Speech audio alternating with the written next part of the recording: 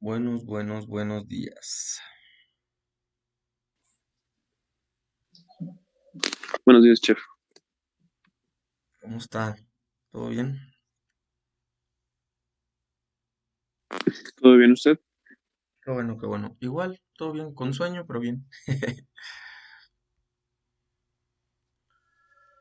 Un poquito de sueño, pero ahí vamos, ahí vamos.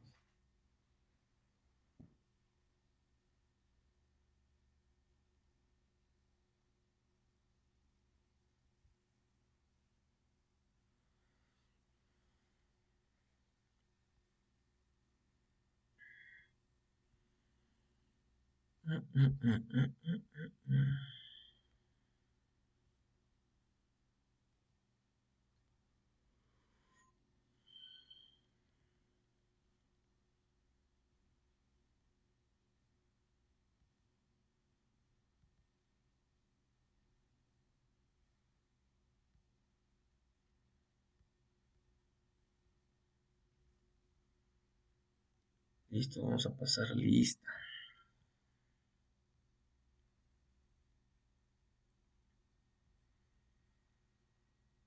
Hoy es 25 de Carlos, Jorge, Esteban y Miguel.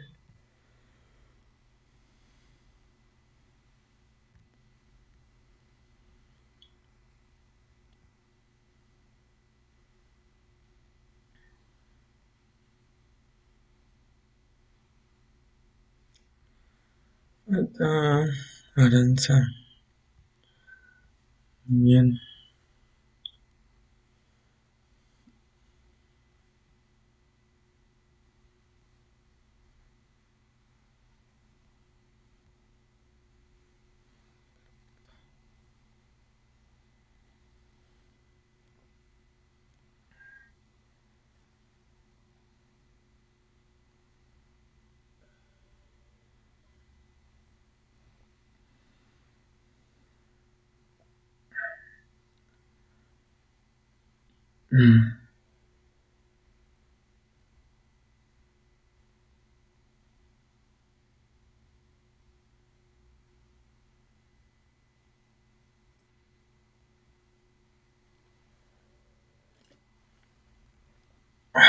Ya está aquí Aranza.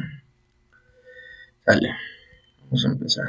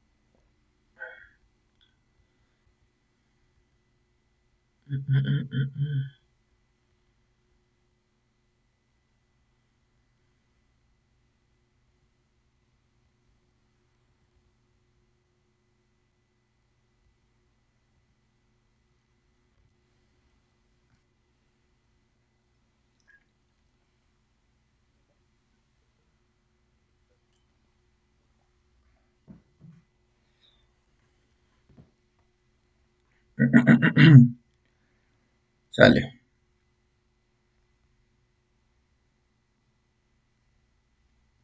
Muy bien, vamos a retomar entonces. El día de ayer nos habíamos quedado en esta parte. Estábamos retomando la parte perdón, estábamos hablando sobre el liderazgo y lo que tiene que ver con el papel de la gerencia, con respecto también al papel administrativo que se tiene del control de riesgos. ¿Sale? Nos habíamos quedado en esto, que nos hablaba un poco de las teorías de rasgos. Ujú. Y bueno, retomando nada más aquí, ¿cuáles son las características de la teoría de rasgos? Tenemos que existe un tipo, vamos a llamarlo de esta forma, un tipo de liderazgo de la teoría de rasgos, que es el tipo de empuje, donde nos habla que siempre se exhibirá un alto nivel de esfuerzo, logro, ambiciones, energía inalcanzable persistencia. Por otro lado, tenemos el deseo de dirigir, donde se manifiesta un fuerte deseo de influir y asumir responsabilidades. Mientras que tenemos otro que nos habla de la honestidad y de la integridad, que nos dice que constituyen relaciones de confianza entre ellos y sus subalternos. Además, muestran consistencia entre sus hechos y sus acciones. ¿Vale? Esto nos habla específicamente de los líderes. Y de algunas características que se tienen en cuanto a la gerencia, ¿sale? O los deseos que se tienen en este caso en cuanto a la gerencia y las características que éste podría desempeñar. Luego tenemos la parte de la teoría de los rasgos. Bueno, vamos a seguir en esta parte de la teoría de los rasgos, donde nos habla también de la confianza en sí mismo, donde nos dice que nunca existirán dudas y convence de lo correcto de sus metas y sus decisiones, mientras que la inteligencia nos dice que generan expectativas, reúnen información, la interpretan y toman decisiones correctas. Por otro lado, el conocimiento relativo al trabajo, donde nos dice que conocer a profundidad cuestiones técnicas o referentes a sus propósitos le permite comprender las implicaciones de sus decisiones. ¿Sale? O sea, son personas que vamos a tener que los líderes quizá no tienen la base teórica de las cosas, pero son personas que por su propia intuición, por su propia inteligencia, desarrollan ciertas características que les permiten estar como al corriente de lo que está sucediendo. ¿Ujú? Vuelvo a repetir, quizá no tienen las bases teóricas suficientes, pero se esfuerzan por querer estar a la línea. Mientras que por otro lado, si hablamos de las teorías conductuales, tenemos que un líder también tiene ciertas características o tiene pues ciertas, vamos a llamarle personalidades de liderar, donde tenemos que primero hablamos de un líder autocrático, el cual nos dice que describe a un líder que por lo general tiende a centralizar la autoridad, dicta métodos de trabajo, toma decisiones unilaterales y limita la participación de los subordinados.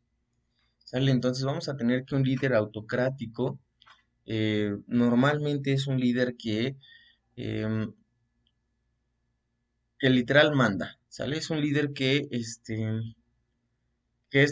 el único que decide qué es lo que va a suceder, qué es lo que se va a hacer o qué va a pasar, sin importar lo que los demás puedan decir, a pesar de que sea bueno o malo. A final de cuenta, él va a ser el encargado de decir, ok, se va a realizar de esta forma, tú tienes que hacer esto, tú tienes que hacer el otro, y se tiene que hacer de la siguiente forma, ¿no? Eh, a veces es contraproducente porque, bueno, si no resulta, a final de cuentas quien tiene la culpa son los trabajadores, más no él, pero sí tiende a ser muy cuadrado en ese sentido. Y bueno, la limitación de la participación, pues es muy observada en este punto del líder autocrático. Luego tenemos el líder democrático. Nos dice que describe a un dirigente que tiende a involucrar a los subordinados en la toma de decisiones, delegar autoridad, alentar la participación en la decisión de métodos, trabajos y emplea retroalimentación como una oportunidad para alentar a sus subordinados. ¿Vale? Entonces vamos a tener que el líder democrático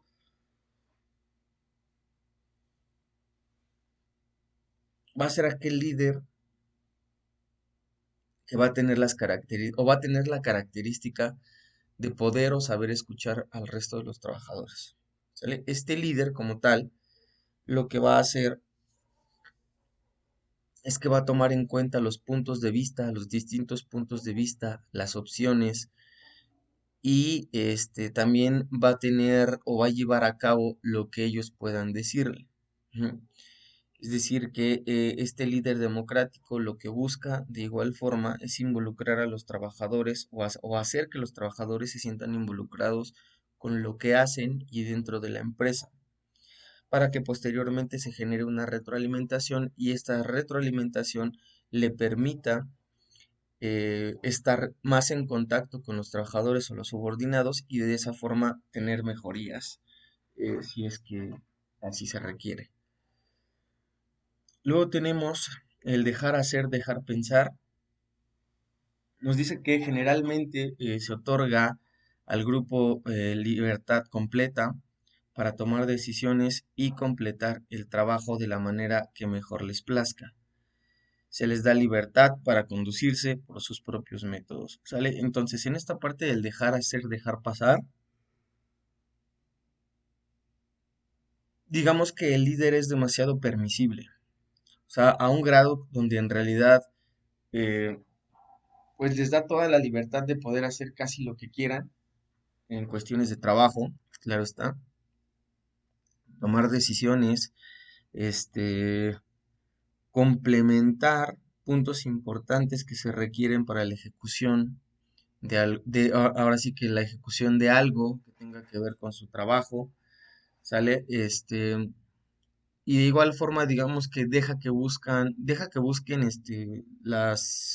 ¿cómo se llama? La salida perfecta o la ejecución perfecta o el plan perfecto para poder ejecutar algún plan o alguna función, ¿sale?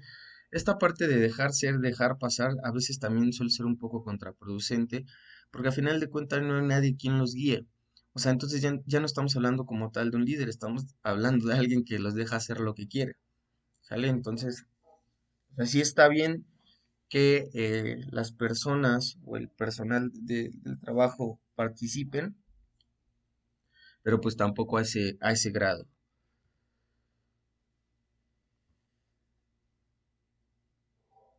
Bien, vamos con este subtema, que es la evaluación y control del programa de seguridad. Primero, como introducción, tenemos que el tema de seguridad e higiene se ha convertido en un factor indispensable para mejorar la productividad, que es necesaria para la competitividad de las empresas, al obtenerse las condiciones físicas y ambientales necesarias para desarrollar un trabajo de calidad, requisito del tan cambiante mundo empresarial. Bien, para un programa de seguridad e higiene, nos dice que es el documento en el que se describen las actividades, los métodos, las técnicas y condiciones de seguridad e higiene que deberán observarse en el centro de trabajo para la prevención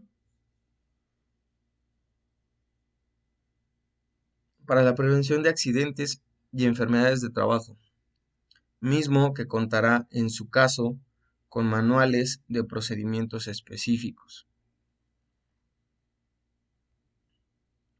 Muy bien, ¿dónde se aplica? Ay, perdón. ¿Dónde se aplica este programa de seguridad e higiene? Regularmente este tipo de programas se aplican en centros de trabajo con 100 o más trabajadores. El patrón deberá elaborar un diagnóstico de las condiciones de seguridad e higiene que prevalezcan en ellos, así como establecer por escrito y llevar a cabo un programa de seguridad e higiene en el trabajo que considere el cumplimiento de la normatividad en materia. ¿Sale? ¿Quién va a regular este programa? Nos dice que las normas oficiales mexicanas relacionadas con la materia de seguridad, higiene y medio ambiente de trabajo, expedidas por la Secretaría del Trabajo y Previsión Social u otras dependencias de Administración Pública Federal, conforme a lo dispuesto por la Ley Federal sobre Metrología y Normalización. ¿Sale? Entonces, digamos que estos programas basados en las normas, eh, realmente quien lo va a regular son justamente Perdón, son justamente estas normas, porque estas normas son las que nos van a decir si está bien, si está mal o de dónde se está obteniendo tal información. Bien, características del programa de seguridad. Tenemos entonces que, de acuerdo con la Secretaría del Trabajo y Previsión Social, el programa de seguridad debe tener las siguientes características. Primero, debe de tener congruencia, ¿sale? Es importante que este tipo de programas sean muy congruentes con lo que, pues, con lo que nos reflejan o lo que nos dan a entender o quieren que nosotros entendamos. También debe ser o debe de tener factibilidad y viabilidad, es decir, que tiene que ser un programa entendible y aplicable, ¿sale? Por así llamarlo. O sea, debe ser entendible y aplicable, de tal modo que se tenga como se tengan las características y se tenga la posibilidad de llevarlo a cabo, es decir, que sea viable, porque si no, no vale la pena, o sea, no vale la pena tener un programa donde tú estás pidiendo a lo mejor X material o X uniforme o X equipo de seguridad y en realidad tu empresa no lo tiene, ¿sale? O sea, tiene que ser factible y viable. Luego tenemos la integración. En la parte de la integración tenemos que habla en específico de un todo, o sea, tiene que ser integrado, tiene que hablar tanto como de oficinas, bueno, si hablamos de una industria, tiene que hablar a lo mejor de oficinas, tiene que hablar de a lo mejor el área de producción, tiene que hablar a lo mejor del área de recepción, no lo sé. Debe tener un todo, debe ser un todo, debe ser integrado. Luego tenemos la parte de sustentación. ¿Sale? La parte de sustentación quiere decir que se tengan las posibilidades para llevarlo a cabo, es decir, el valor monetario o el dinero, pues, para poder llevar a cabo este programa, porque si no, no tiene caso que se propongan miles de opciones, que se diga con esto va a estar súper bien porque vamos a tener un programa vasto, un manual vasto, cuando en realidad no se tiene el dinero para llevarlo a cabo. Y finalmente el enfoque prevencionista.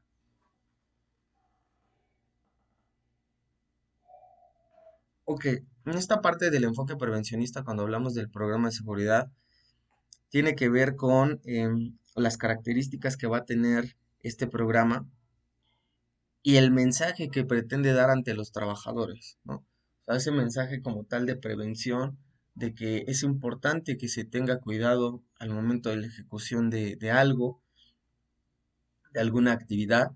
Entonces, este enfoque previsionista va a ser de gran importancia. ¿Cuáles son entonces aquellos elementos que constituyen el programa de salud? Tenemos que el programa de salud, bueno, tiene distintos elementos. Primero, o el número uno, que son las políticas, ¿sale? Entonces vamos a tener que, las políticas van a ser parte fundamental para los programas de salud. ¿Sale? Hablemos de las políticas que rigen a lo mejor las leyes en cuanto a las normatividades de salud, vamos a lo mejor las políticas que rigen como tal, este, no sé, los permisos para laborar, los permisos que necesita la empresa para laborar, etcétera, etcétera. Por otro lado, en el número 2 tenemos el diagnóstico que ya lo habíamos visto o lo hemos visto con anterioridad, cómo generar la parte de los diagnósticos mediante la observación, qué es lo que está sucediendo, bla, bla, bla, ¿no? Número 3 tenemos el sistema de verificación de riesgos. Nosotros, ¿cómo vamos a verificar que existen riesgos dentro del área de trabajo? Número uno, podemos hacerlo mediante el diagnóstico, es decir, nosotros mismos, mediante la observación, podemos darnos cuenta qué es lo que está sucediendo, generar a lo mejor una lista de verificación, y a partir de esa lista de verificación únicamente delimitar cuáles son los riesgos que existen en mayor cantidad, los de menor cantidad, etcétera. O por otro lado, mediante la generación de encuestas, como ya se había visto anteriormente. ¿Sale? Se genera una encuesta, y a partir de ello se le puede preguntar a los trabajadores pues cuáles son los riesgos más comunes o los riesgos más altos, lo que sucede, lo que casi no sucede, etcétera, etcétera. Y mediante eso podemos tener una verificación de riesgos, ¿sale? Porque mediante eso vamos a observar qué es lo que está sucediendo, qué es a lo que se le tiene que dar más importancia y qué es lo que puede esperar un poco. No es que importe menos, pero puede esperar un poco. Número 4, tenemos el sistema de control y corrección de riesgos, ¿sale? Es decir, cuáles son los pasos a seguir,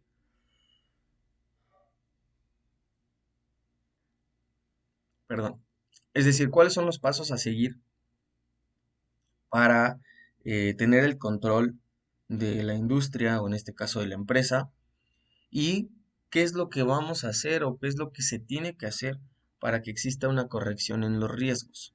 Es decir, ya una vez que ya identificamos, ya sabemos cuáles son los riesgos que existen dentro del lugar. Ahora lo que necesitamos es cómo lo voy a corregir y qué es lo que voy a corregir y en qué orden, cuál va a ir primero, cuál va a ir después, cuál vamos a dejar hasta el último. Y de igual forma el control, es decir, una pequeña retroalimentación de lo que se está haciendo, si se está haciendo bien, si se está haciendo mal, si se tiene que repetir o no se tiene que repetir, etcétera, etcétera. Y finalmente tenemos el sistema de capacitación. Una vez que nosotros preestablecimos todas aquellas normas, correcciones, que verificamos cuáles son los riesgos específicos dentro del área de trabajo, digamos que ya tenemos como todo previamente estructurado. ¿Qué es lo que nos falta? Lo único que nos faltaría es el sistema de la capacitación.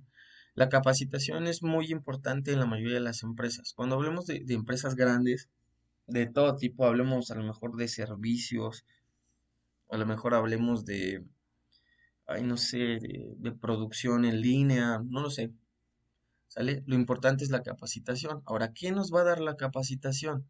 La capacitación lo que nos va a dar, número uno, es saber hacer bien tu trabajo de forma ordenada y digamos que bien hecho, así de simple, ¿no?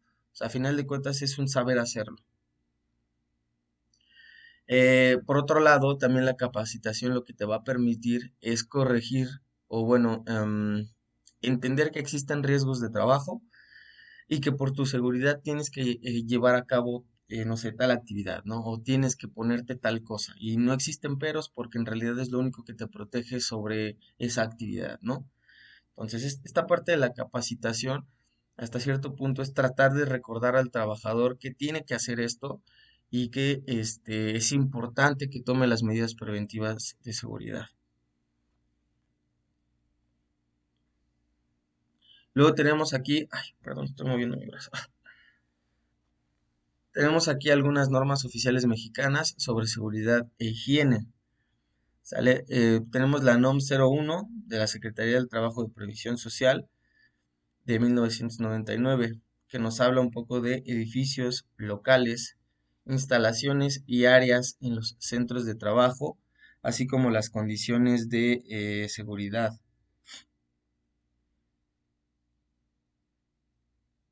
Tenemos también la NOM 05 de la Secretaría del Trabajo y Previsión Social de 1998.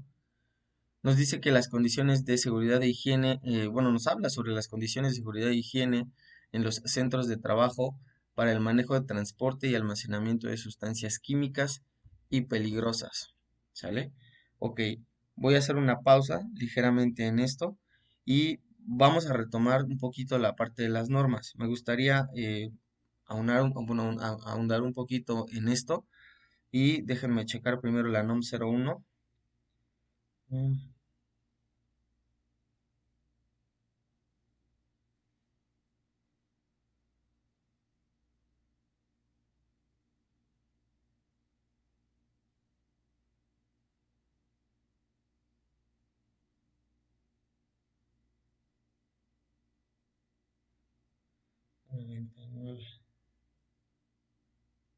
mm, mm, mm.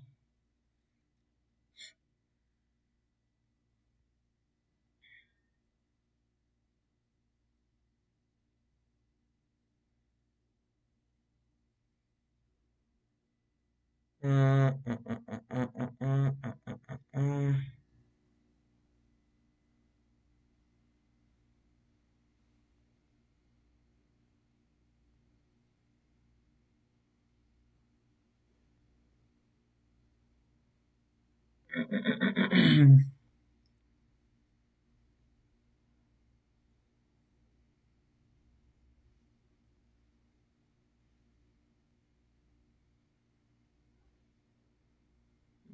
No la abrí.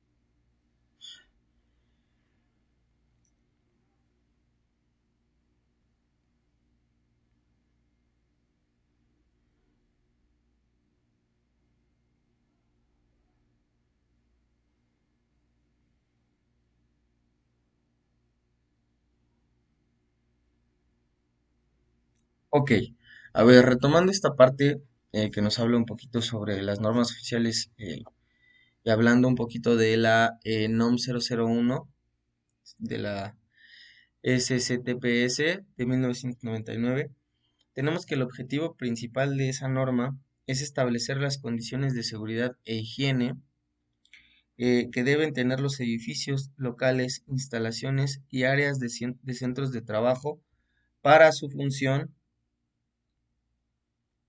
perdón, para su funcionamiento, conservación y para evitar riesgo de los trabajadores.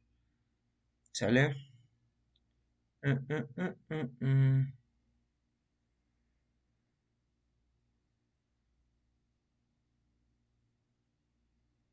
Bien, tenemos que también nos habla de las obligaciones del patrón.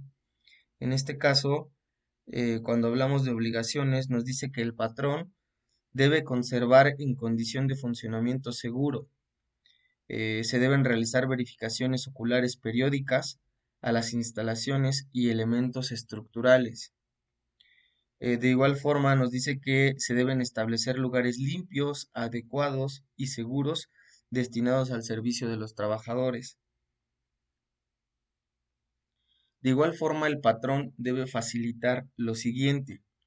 Nos dice que debe facilitar las puertas, vías de acceso y de circulación, escaleras para las actividades y desplazamiento de los trabajadores discapacitados.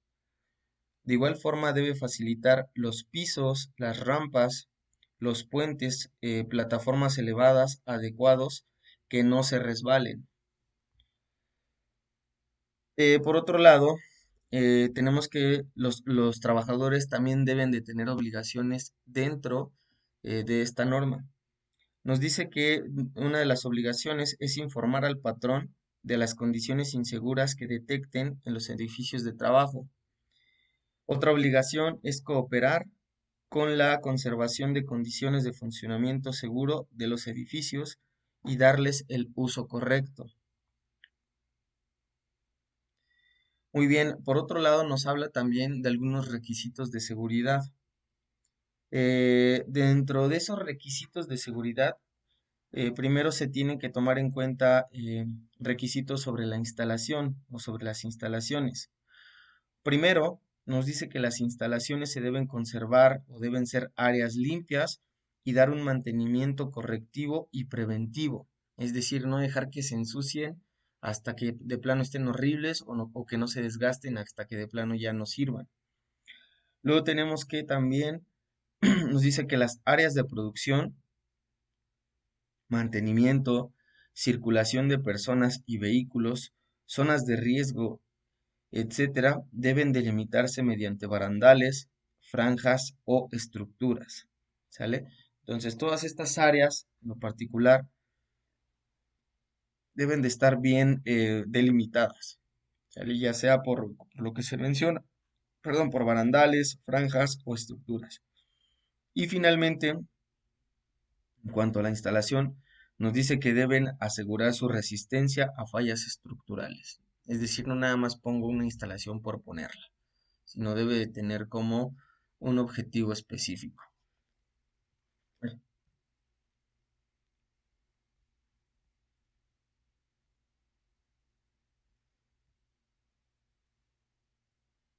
Bien, por otro lado, esta norma nos habla específicamente de algunos factores, por ejemplo, nos habla, bueno, factores de instalación, nos habla, por ejemplo, de los techos.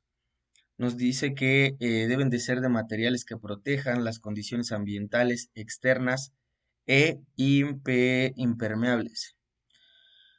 También debe utilizarse para soportar cargas fijas, perdón, o móviles, solo si fueron diseñados para estos fines, en este caso los techos. Y finalmente nos dice que contar con un sistema que evite el estancamiento de los líquidos. Eso también es muy importante. O sea, la aglomeración de los líquidos suele ser muy peligrosa por el hecho de que, número uno, existe desgaste en el techo y número dos, puede generarse algún problema con las instalaciones eléctricas. Por otro lado, si hablamos de los pisos, las condiciones de los pisos, nos dice que los pisos deben de mantenerse limpios, se debe contar con un sistema que evite el estancamiento de los líquidos y deben ser llanos para que circulen con seguridad los trabajadores y los equipos de transporte. Por otro lado, cuando hablamos de los patios, nos dice que el ancho de las puertas donde normalmente circulan los vehículos y personas debe ser como mínimo igual al ancho del vehículo más grande que circule por ella más 60 centímetros y debe contar con un pasillo adicional para el tránsito de los trabajadores. Nos dice también que las áreas destinadas a descarga deben estar delimitadas por una franja amarilla de 5 centímetros de grosor. ¿Vale? Son las condiciones para los patios. Por otro lado, las paredes nos dice que deben de mantenerse con colores que de producir reflexión no afecten la visión del trabajador. ¿Sale? Si existe alguna, bueno, si existe reflexión del sol, lo ideal es que no, pues no nos lastime, ¿no? Tiene que ser una pared o un color como muy neutro para que no lastime la visión de, pues de ningún trabajador.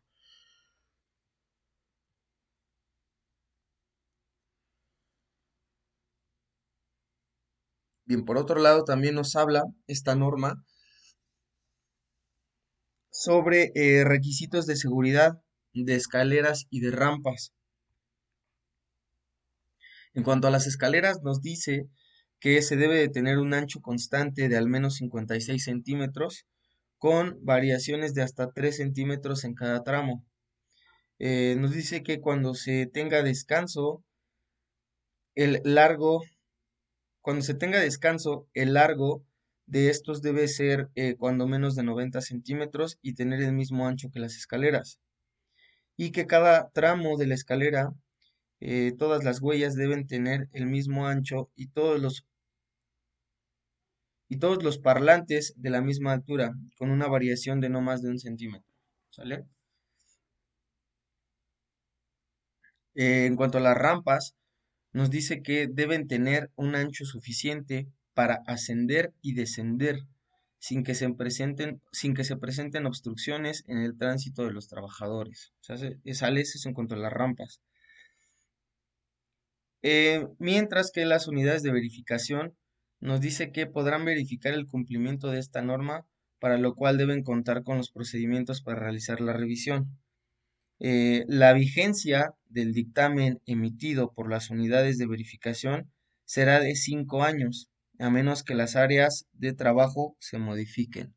¿Sale? O sea, en general, digamos que se tiene que revisar esto de manera oficial cada 5 años. Tú tienes tu empresa, haces tus modificaciones, van, te revisan, no sé, en el 2020 y hasta el 2025, digamos que de manera oficial tienen que regresar a revisar. Bien, por otro lado también nos habla un poco de la vigilancia. Nos dice que la vigilancia del cumplimiento de la presente norma corresponde a la Secretaría del Trabajo de Previsión Social. ¿Sale? Entonces son los encargados que van a estar pues visualizando y monitoreando que se lleven a cabo de manera específica los lineamientos de la norma.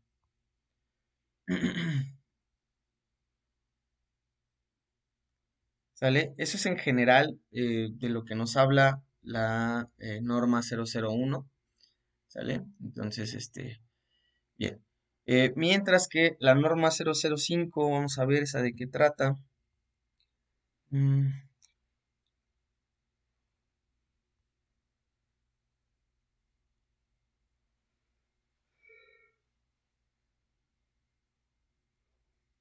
Mm,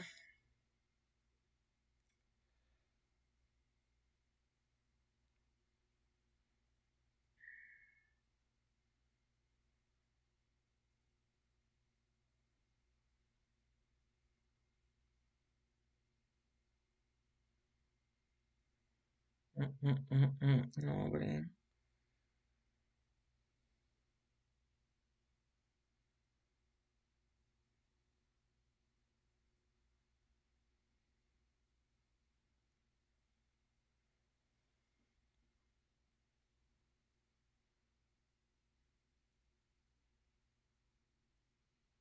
Ok.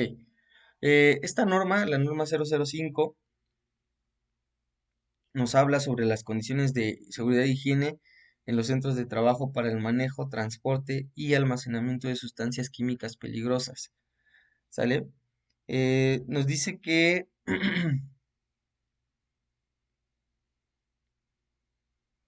nos dice en pocas palabras que establece las condiciones de seguridad e higiene para el manejo y transporte y almacenamiento de sustancias químicas peligrosas para evitar y proteger la salud de los trabajadores y evitar daños al centro de trabajo.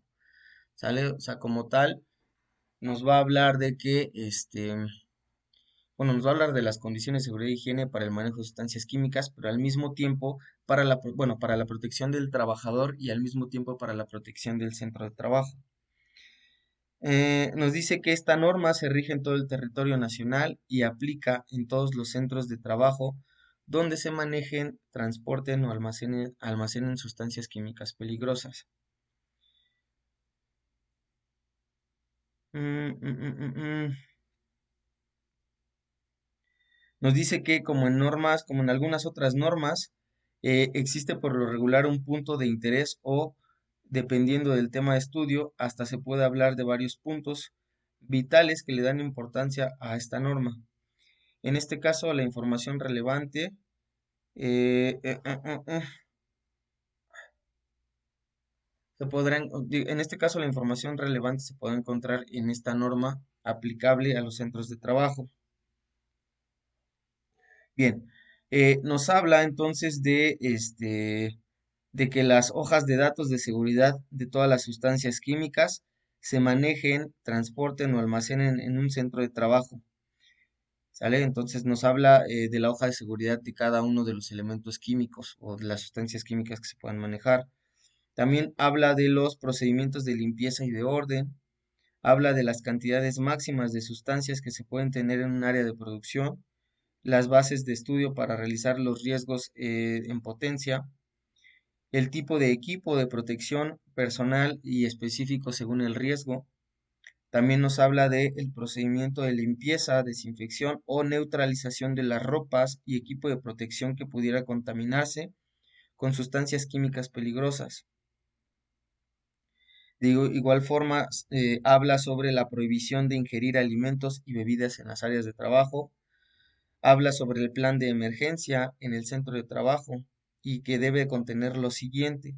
Un plan de emergencia, como tal, debe tener los procedimientos de seguridad. Ok, bueno, le voy a pausar hasta aquí porque si no me voy a quedar hablando solo. Ahorita ya se va a terminar la sesión y los veo de regreso en 10 minutitos, ¿sale? Son 7:44, los veo 7:54.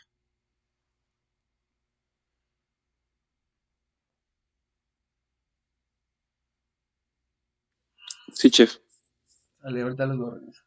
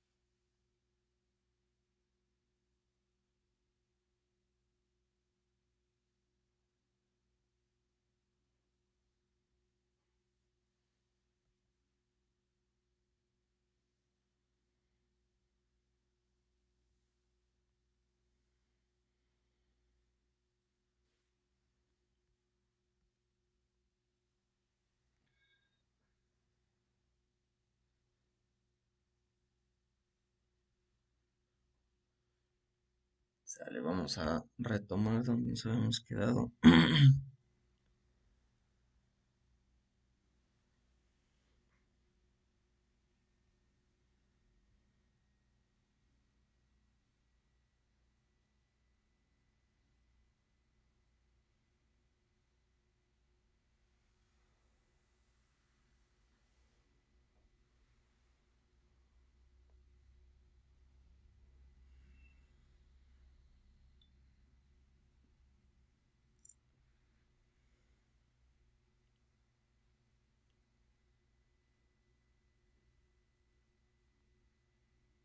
Bien, entonces, bueno, nos habíamos quedado en eh, la norma 005 STPS de 1998 y de lo que hablaba. Ok, habíamos quedado en que, bueno, dentro de esta norma debe generarse un plan de emergencia en el centro de trabajo y el plan de emergencia debe contener lo siguiente. Tenemos entonces que el plan de emergencia nos dice que los procedimientos de seguridad en caso de fuga, derrame, emanaciones o incendio, ¿sale? Es decir, se tienen que establecer cuáles son esos procedimientos, ese protocolo que se debe llevar a cabo en caso de que existan pues estos errores, ¿no? De fuga, derrame, emanaciones o incendio. De igual manera nos dice que el manual de primeros auxilios, conforme a a lo establecido en el apartado 5.4. Ok, dentro de esta misma norma existe un apartado que es el 5.6 que habla sobre un manual de primeros auxilios, unos puntos específicos establecidos. Nos dice también sobre el procedimiento para la evaluación. En este caso nos habla de procedimientos para volver a condiciones normales, los procedimientos para rescate en espacios confinados, ¿sale?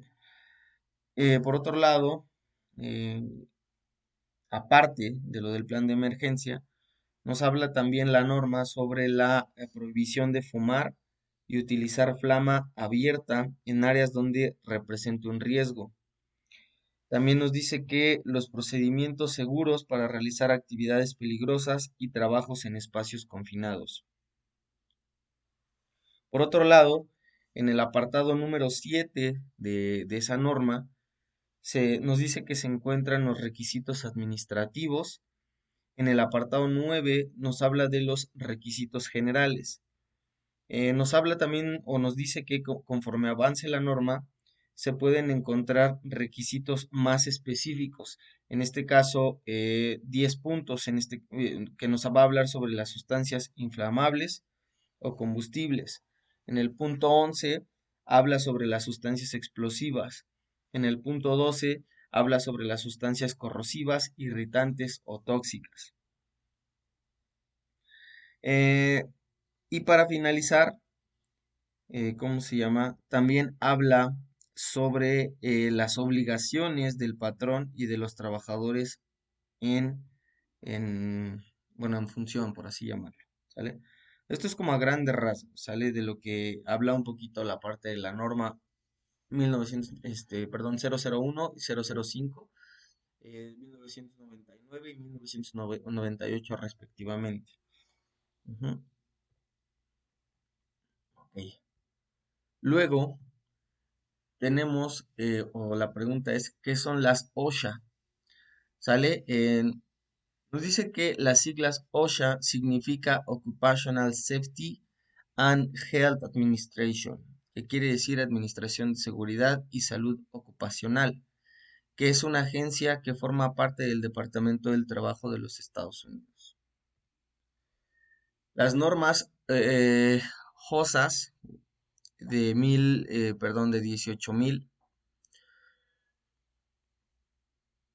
Las normas OSHA 18.000 son una serie de estándares voluntarios internacionales relacionados con la gestión de seguridad y la salud ocupacional. Toman como base o se toman como base para su elaboración las normas 8.800 de la British Standard. Participaron en su desarrollo las principales organizaciones certificadoras del mundo, abarcando más de 15 países de Europa, Asia y América. Tenemos que las OSHAs 18.000, OSAs, perdón, 18.000, encontramos la 18.001, que habla sobre especificaciones de los sistemas de gestión de seguridad e higiene. La 18.002, que habla o es una guía de sistemas de gestión de seguridad e higiene. La 18.003 habla sobre los criterios para los auditores de los sistemas de gestión de seguridad e higiene. ¿Sale? Nos dice que la relación de las normas ISO 9000 y 14000 con las OSHA 18000 nos dice que estos sistemas comparten principios sistemáticos comunes de gestión basados, entre otros, en el mejoramiento continuo, el compromiso de toda la organización y el cumplimiento de de las normativas legales. ¿Sale? Es como lo que tienen en común este tipo de normas, las 9000, las 14000 y las 18000.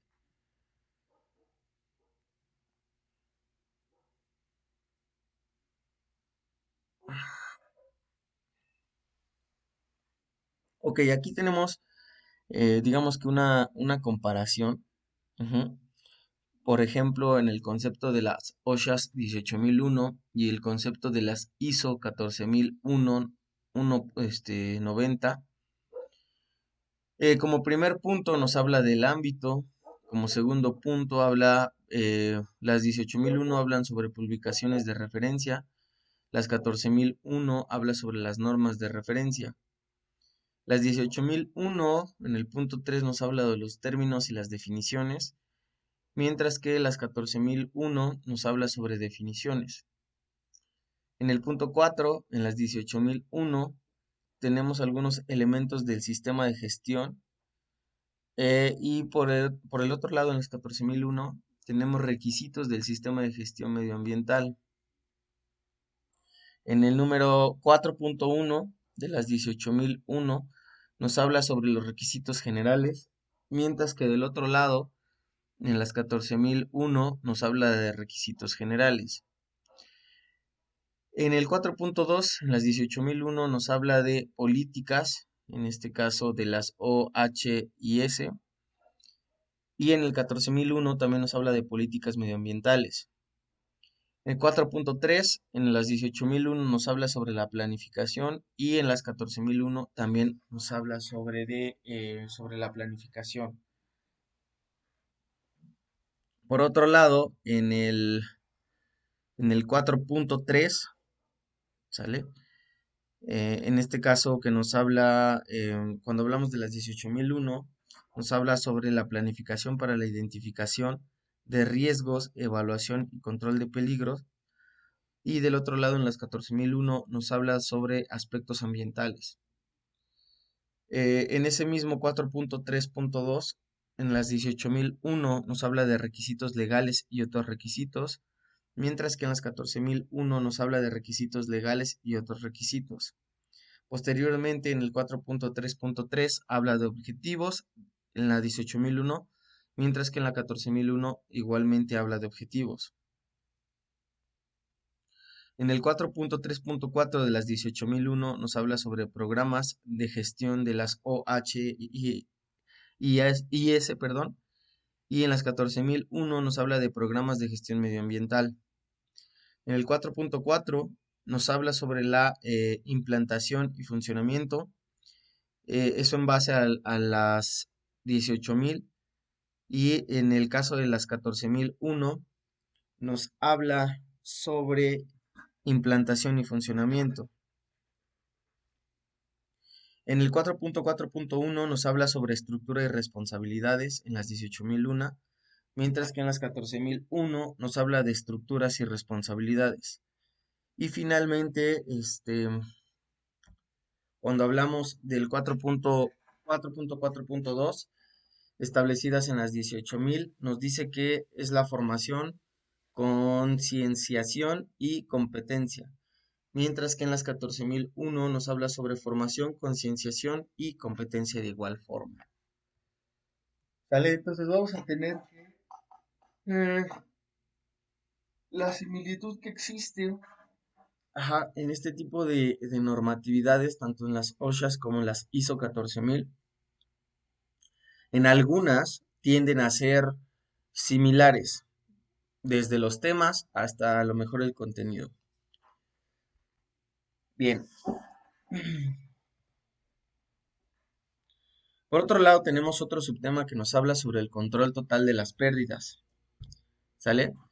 Bien, el control total de pérdidas o la CTP es un conjunto de herramientas para control de todo aquello que puede representar un daño físico y material, como así también la pérdida accidental de productos o la interrupción inesperada de una actividad lucrativa.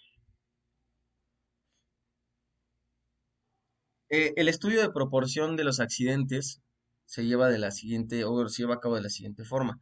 Nos dice que en 1969 se realizó un análisis de 1.753.498 accidentes que fueron informados por 297 compañías colaboradoras de 21 grupos industriales diferentes, y el estudio arrojó los siguientes datos. Aquí tenemos una pirámide. Eh, Esta pirámide, como tal, nos habla de, digamos que de la jerarquización o nivel de importancia que se le da a los riesgos de trabajo o de los accidentes, ¿sale? Entonces, como tal, en la base de la pirámide vamos a tener que hubo 600 accidentes en general, no hablemos de graves, no hablemos de nada, únicamente estamos hablando en general, 600 accidentes. Luego, en el siguiente nivel tenemos 30 daños a la propiedad, es decir, que dentro de esos accidentes hubo 30 accidentes que dañaron como tal la industria o la empresa, y por lo tanto hubo que hacer a lo mejor mejoras o reparaciones. Por otro lado, tenemos 10 accidentes leves. O sea, dentro de todos esos incidentes únicamente hubo 10 accidentes que pudieron considerarse quizá leves, y hasta la punta de la pirámide tenemos un uno, que fueron los accidentes de incapacitantes. O sea, vamos a tener que los antecedentes accidentes incapacitantes son aquellos accidentes que en realidad no le van a permitir regresar al trabajo, a, pues, en este caso al subordinado o al colaborador, ¿sale? Entonces, esa es la forma más o menos en cómo se pueden jerarquizar o la importancia de los accidentes. Denme un segundo, está sonando mi teléfono.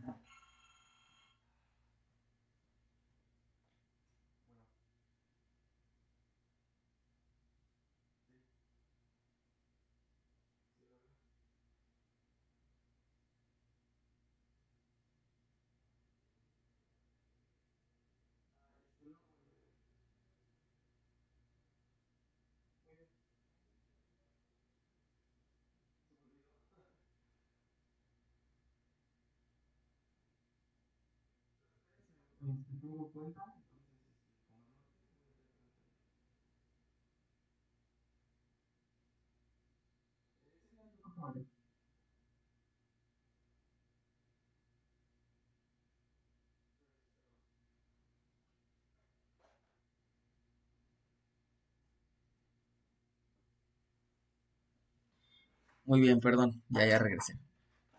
Ok, cuando hablamos de pérdida, nos dice que es la disminución de nuestros recursos, ya sea en forma personal, productiva, económica o en el medio ambiente.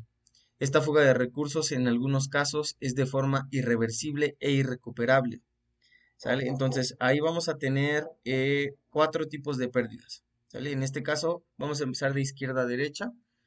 Vamos a empezar por la gente, ¿sale?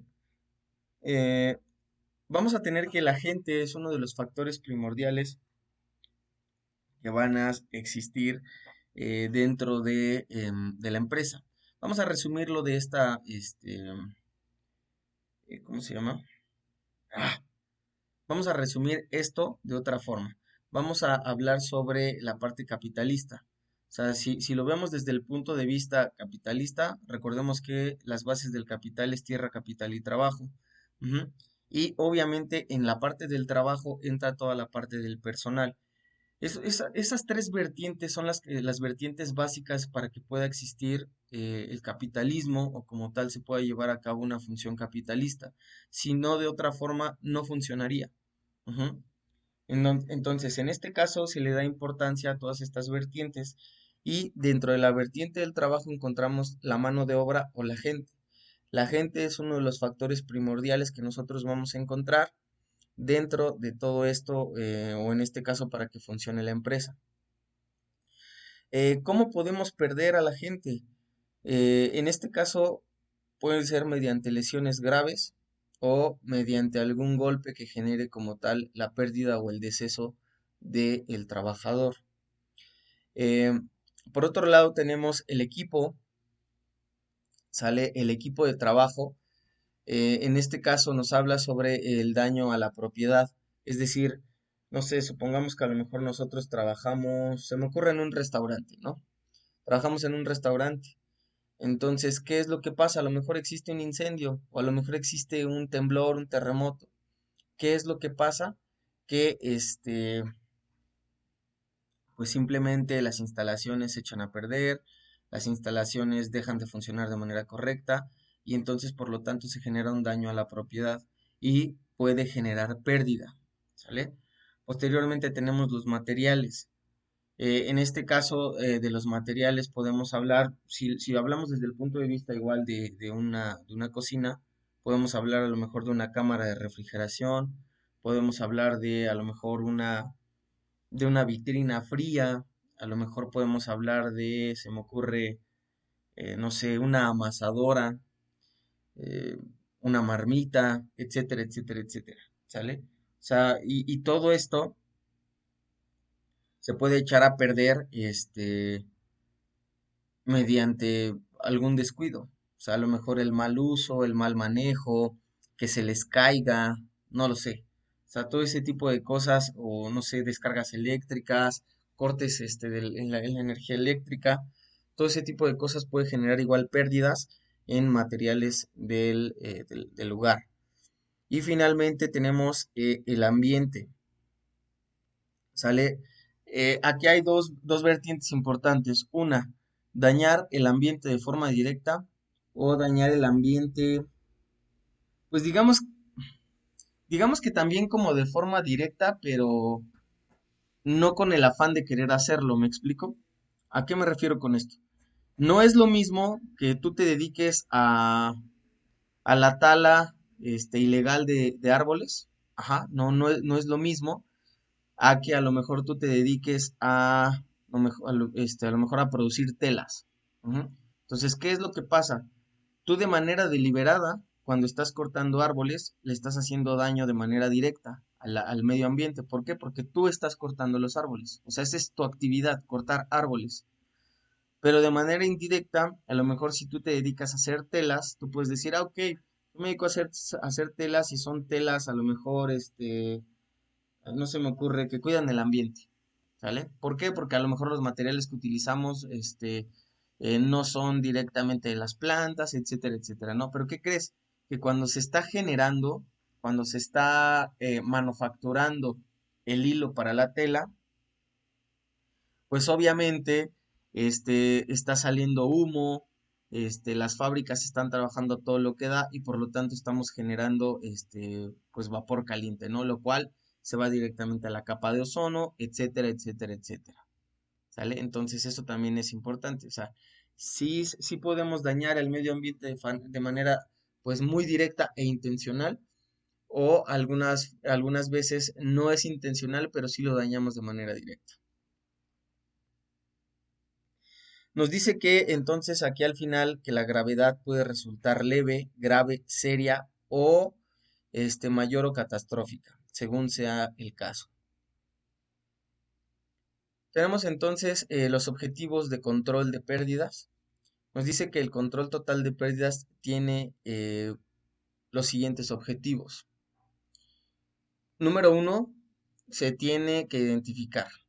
¿sale? Hay que identificar qué es lo que se está echando a perder, qué fue lo que ya no sirve, lo que se rompió, etcétera. Posteriormente tenemos el evaluar, o sea, hay que evaluar qué es lo que, en qué nos vino a dar en la torre, pues, así de simple. O sea, hay que evaluar, número uno, qué tan grande fue el daño y número dos, en qué vino a afectar como tal a la empresa o al funcionamiento de la empresa. Número tres, desarrollar. ¿Sale? ¿Qué es lo que vamos a hacer? O sea, ¿qué vamos a desarrollar para que nosotros podamos hacerle cara a estas pérdidas que estamos teniendo? ¿Qué vamos a generar? ¿Vamos a reparar? ¿Vamos a comprar? ¿Vamos a desarrollar nuestra misma propia maquinaria? ¿Qué vamos a hacer? Por otro lado, está el implementar. Una vez que nosotros desarrollamos nuestro plan de acción, nosotros sabemos qué es lo que vamos a realizar, si vamos a crear una máquina nueva, no lo sé. Ahora sí es implementar. ¿Cómo lo voy a hacer? ¿Cuánto tiempo me voy a llevar en hacerlo? ¿Y de qué manera me va a ayudar a la producción de mi empresa? Y finalmente el monitorear. Una vez que nosotros ya pusimos en marcha nuestros planes de desarrollo, los implementamos, ahora sí es importante monitorearlos. ¿Está funcionando? ¿No está funcionando? ¿Qué se tiene que hacer? ¿Cómo podemos mejorar? Etcétera, etcétera, etcétera. ¿Sale? Entonces, de esa forma es como va a funcionar esta parte de los objetivos de control de pérdidas. Ok, número uno, también se tiene que identificar todas las exposiciones perdidas, ¿sale? En este caso vamos a hablar de inspecciones planeadas, reuniones de grupo, investigación de accidentes, encuestas, entre algunas otras. Número dos, tenemos que evaluar el riesgo de cada exposición, ¿sale? Tenemos que delimitar la gravedad del riesgo, tenemos que ver con qué frecuencia o cuál fue la frecuencia de la exposición y tenemos que checar la probabilidad de la pérdida. Si es que existe alguna probabilidad o si es el caso de que ya se haya perdido. Posteriormente, lo que les decía, desarrollar un plan, es decir, terminar el riesgo, tratar el riesgo, tolerar el riesgo y transferir el riesgo. ¿Sale? Todo eso o son puntos específicos que nosotros podríamos tomar en cuenta para poder desarrollar un plan. Posteriormente, la implementación del plan. En la implementación del plan tenemos que delimitar cuáles son los objetivos específicos, ¿sale? Y posteriormente hablar un poco de las metas que se tiene con la implementación de esto. ¿Cuáles son las responsabilidades? Obviamente de todos y cada uno de los trabajadores. La rendición de cuentas, salió bien, no salió bien, se pudo aplicar, no se pudo aplicar, ¿qué es lo que vamos a hacer al respecto? Y el seguimiento. ¿Sale? En esta parte del seguimiento, pues únicamente es ver si se hizo bien, si se hizo mal, qué podemos modificar, qué no se puede modificar, etcétera, etcétera. ¿Sale? Tenemos entonces que el monitorear, dirigir y controlar el programa. Es decir, que se trata de medir, evaluar, dar conocimiento y corregir el desempeño individual y el de la organización. Tenemos aquí otro subtema que nos habla del sistema administrativo de control de pérdidas. Bien, este sistema administrativo se divide en 5, ¿sale? Primero vamos a tener la identificación del trabajo,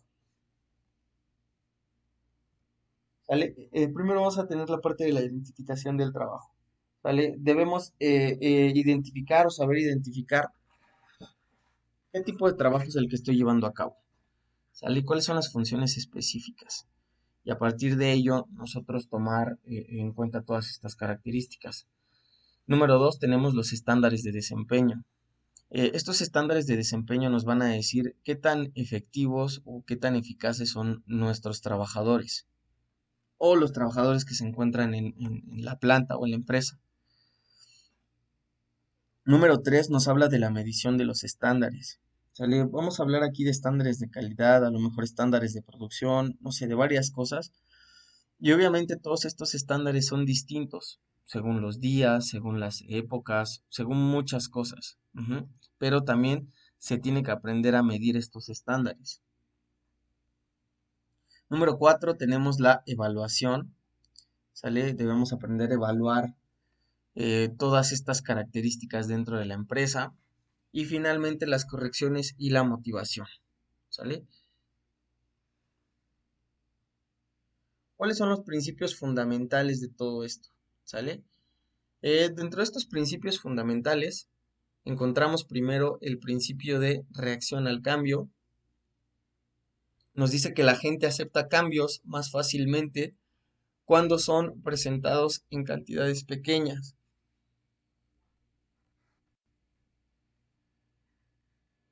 Perdón, vuelvo a repetir. Principio de reacción al cambio. Nos dice que la gente acepta los cambios más fácilmente cuando son presentados en cantidades pequeñas. Es decir, puedes hacer un cambio totalmente grande dentro de una empresa. O sea, vamos a hablar de X empresa, ¿no? A lo mejor vamos a hablar de, mm, no sé, se me ocurre a lo mejor Nestlé, ¿sale? Tenemos que Nestlé, pues obviamente es una empresa que se maneja pues de tal forma y tiene muchísimos trabajadores. O sea, muchísimos trabajadores, ¿sale? Entonces tenemos que, nos dice aquí que la gente acepta cambios más fácilmente cuando son presentados en cantidades pequeñas. Es decir, si nosotros tenemos X número de trabajadores, vamos a poner, no sé, 500 trabajadores, ¿no? En planta. Entonces, ¿qué es lo que vamos a hacer o qué es lo que va a pasar? Supongamos que a lo mejor quiere mejorar la empresa. No va a poder hacer un cambio de tajo en toda la empresa. ¿Por qué? Porque la gente está acostumbrada a algo, porque la gente está, em, pues sí, o sea, acostumbrada a la forma de trabajo, a lo que se tiene que hacer, a los objetivos específicos. Entonces, ¿qué pasa si queremos generar un cambio grande? ¿Qué pasa si queremos decir, ¿sabes qué? Pues ahora se me ocurrió que vamos a hacer así y así, se va a trabajar de esta forma y tiene que aplicar para los 500 trabajadores? Es muy complicado, ¿sale? Entonces, lo ideal es que,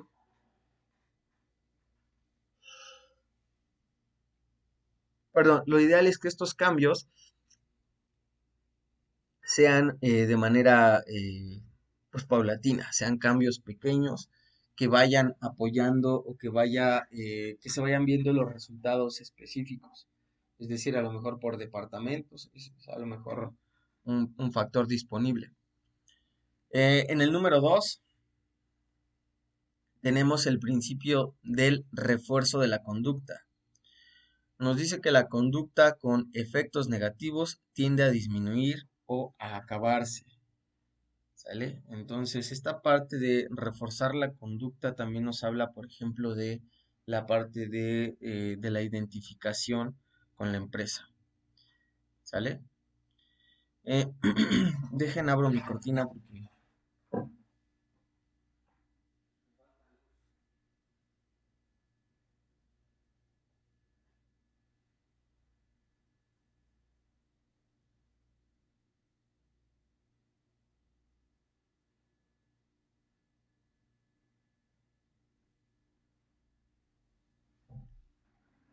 Listo, ya abrí mi cortina. Bien. Eh, vamos después con el principio de las causas básicas. Nos dice este principio que existen soluciones a problemas que son más efectivos cuando tratan las causas básicas o de raíz. ¿Sale? Entonces vamos a tener que en toda empresa van a haber problemas. ¿Sale? Todas las empresas van a tener como tal problemas. Pero aquí la cuestión es que a veces las empresas quieren solucionar un problema superficial. ¿Me explico? Cuando en realidad a lo mejor es un problema que viene desde más abajo o más atrás. O sea, pero ya es cuestión también de la empresa tratar de investigar o querer investigar qué es lo que está sucediendo. ¿Sale? Entonces, lo ideal es que cuando exista alguna problemática, siempre se trata de ¿cómo se llama? De tratar este tipo de problemas desde la base o desde la raíz y así evitar o así combatir la situación. Luego tenemos el principio de los pocos críticos. Nos dice que la mayoría de cualquier grupo de efectos es producido relativamente por un pequeño número de causas. ¿Sale? Entonces, estos efectos suelen suceder en pequeños grupos, suelen suceder en pequeños departamentos, suelen suceder, no sé, en áreas donde exista como tal una limitación de personal, una limitación a lo mejor de causas, no lo sé. O sea, puede variar. Y finalmente el principio 5 nos dice que es el principio de causas múltiples, donde nos dice que los accidentes y otros problemas rara vez son el resultado de una sola causa.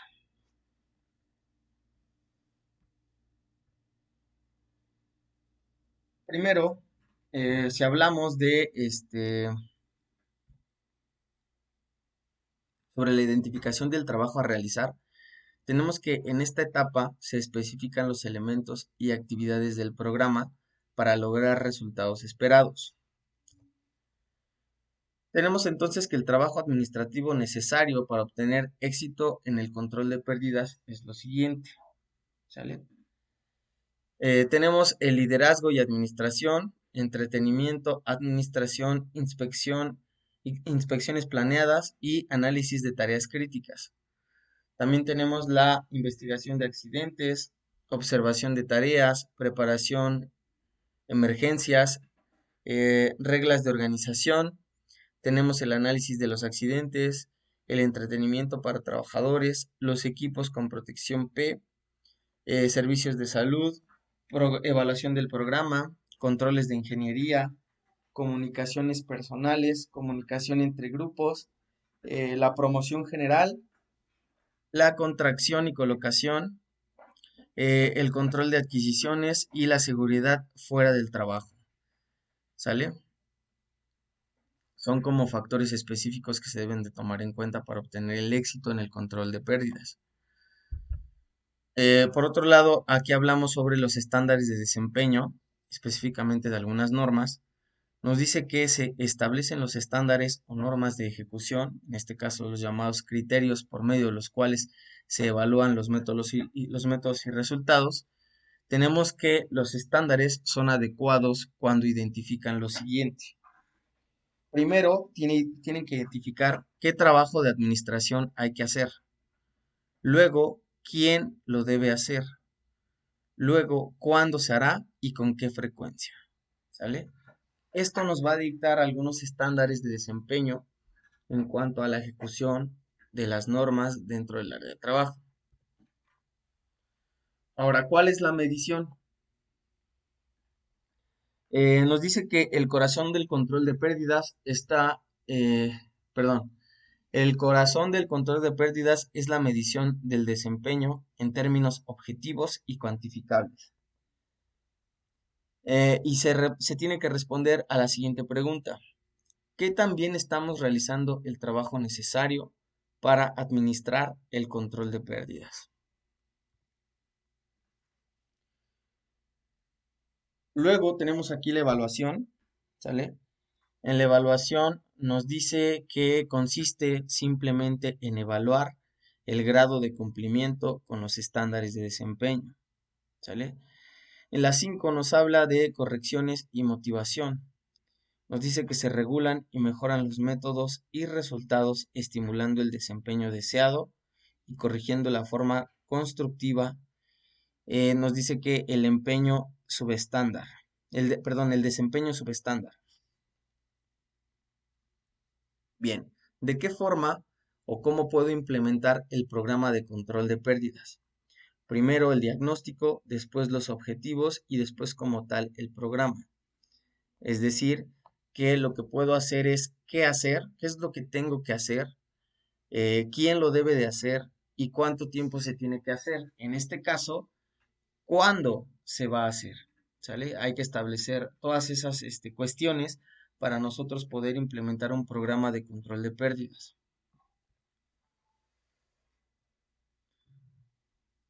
Ok, chicos, vamos a dejarle justamente hasta aquí. No, no me quiero meter ya en este tema del programa de las 5 S, que está interesante. Esto ya lo dejamos para la siguiente semana. Faltan 3 minutitos para que termine la sesión. ¿Sale?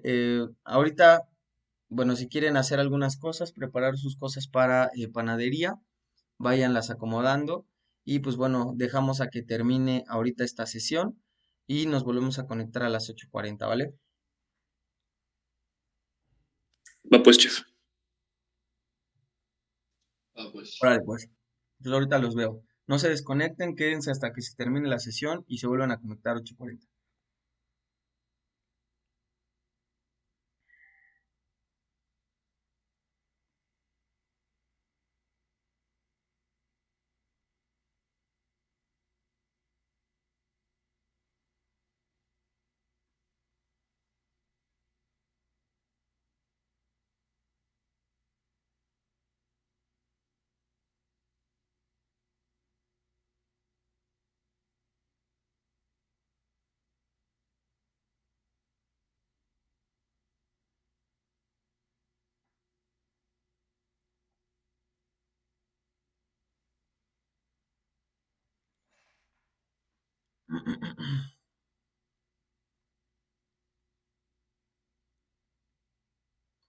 Oigan, chicos, ¿tienen alguna duda ahorita sobre, ¿cómo se llama?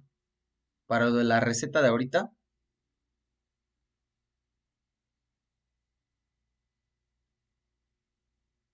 ¿o todo bien?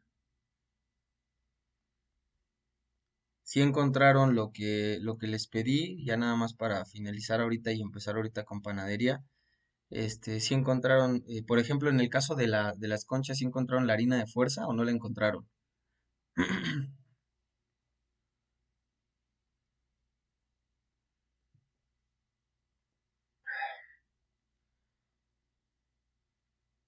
¿Están ahí? ¿Qué onda? Yo en la casa del pastelero no encontré la harina de fuerza, chef. Nada más encontré aparte otra que Ajá. es de... Ahorita le mando foto, pero encontré que esa, según esto, tenía más gluten.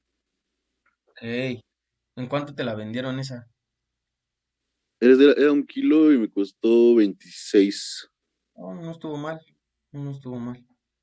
Pero bueno, entonces, pero no tenían harina de fuerza entonces. Qué raro, No, nunca tienen. no tenían, solo encontré el molde, bueno, el Ajá. cortador. Órale, pues. Vientos, George. Bueno, chicos, ya ahora sí ya estamos a punto de terminar, estamos en el último minuto, ya para irnos. Y ahorita nos conectamos luego 8:40, ¿vale? Para que vayan ahorita preparando sus cosas y ya las dejen listas para empezar con la parte de panadería, ¿sale?